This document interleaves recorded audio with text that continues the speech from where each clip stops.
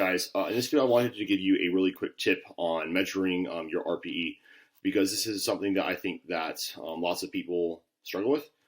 This is something that I have kind of realized a little bit more as I have been coaching more and training more and more people, and that's the whole concept of judging the RPE essentially with the speed of the lift by how sticky that your sticking point is relative to you. So the reason why it's important to measure that by your sticking point is because your sticking point is going to be where you'll miss the lift. That's going to be where you're weakest. And so I think lots of times people will look at the rest of the lift and not their sticking points, and they'll say, oh, that was like an RPE 7, but it actually wasn't, because their sticking point was actually, it indicated a little bit more of that. So I'm just going to give you a few examples. So this is going to be, let's do an example of a 9.5. So usually when I'm gauging a 9.5, basically like a 9 to 10, it's going to feel extremely slow, very, very sticky. And you're going to basically, it's going to be like, holy crap, how am I going to get through this? So for example, that was like an 8.5. You can see this, my sticking point is just above parallel, which is going to be where most squatters are. But you kind of see how slow that is.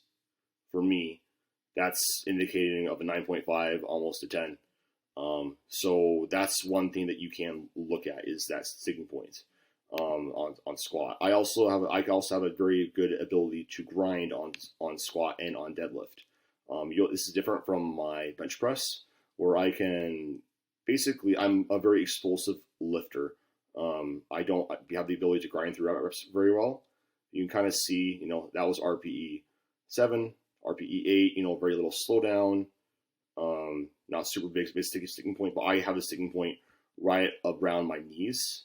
And you can see there, that was about a 9 for me, where I could probably hit one more rep. But you can kind of see, again, if I was to just judge by the rest of the lift, like how fast the bar was moving off the floor, I could be deceived in thinking that was actually easier than it was. So an example, again, of let's look at my bench press. So let's look at a single. Where was this one from? So this is an example of a 9.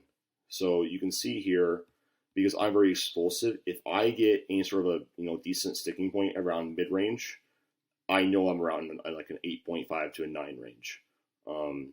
Another thing to just kind of do is just also give into account like how heavy the barbell feels. So for example, usually an RPE 7 for most individuals will be, and this is all relative to them. So an RPE 7 will be, it felt pretty light. There was very little slowdown, if any. And that's an RPE 7 around. An RPE 8 will be a very, still felt relatively light, but, there might have been some rep speed slowdown. RPE 9 will probably start to have more of a grinder and feel heavy in your hands or on your back. Again, this is all around your sticking point. And then RPE 10, we all know what that feels like. It's very slow, really big sticking point. You have to really grind through. Hence the whole word grinder, and then it'll feel extremely heavy. That's the RPE 9. Whereas we can look at where is my RPE 7 single. Again, a very explosive bencher. This is an example of a 7, though. There's not much slowdown, if at all. It's very consistent, and it felt light. Whereas today, I hit an 8.5 single, and this felt, decently heavy in my hands, and there was definitely a little bit more of a noticeable slowdown around that mid-range. So, kind of a fairly short video. This is something I really think is helpful. Know where your sticking points are. Be honest with yourself about how hard the lift was, and judge it from there. You don't get points or any better training for being dishonest about your RPE. Pay attention to your, how you are as a lifter on, different lift differences. Lifters will all have different velocity profiles. Some people are very explosive lifters who are on all lifts were just like, they don't really have large sticking points, and they have to go off of more like feel. Other people can grind a lot more. But again, I think that, go off of your sticking point when you're judging your RPE, and that's going to help you make more lifts in the long run. So hopefully this is helpful. If you guys have liked the video, please make sure to like, comment, and subscribe.